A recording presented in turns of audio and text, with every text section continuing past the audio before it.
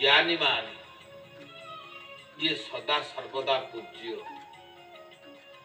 भगवान मध्य एमान को सम्मान दियंती पूजा करंती।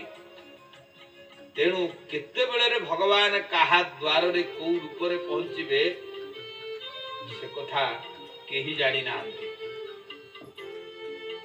कृष्णदास को पाई भगवान जते बेले बंदीशाला रे पहुंची गले तेणु आउ कहा द्वारे पहुंचवा किछि बड़ कथा नुह। विदुर से दिन जानी नथिला जे मो घर को भगवान आसीबे।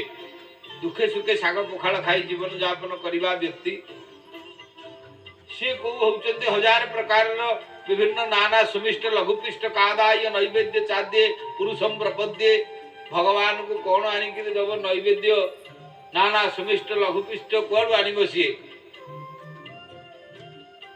सही साग भजा आज भी मध्य होचंती भारतीय संस्कृति रे तार ना रहिछि। से विदुर गलानी साग भजा अछि।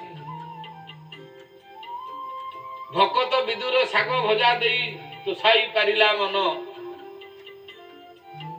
भगवान को डाकिबो कोन भगवान ता द्वार जाई बाड़ेइले।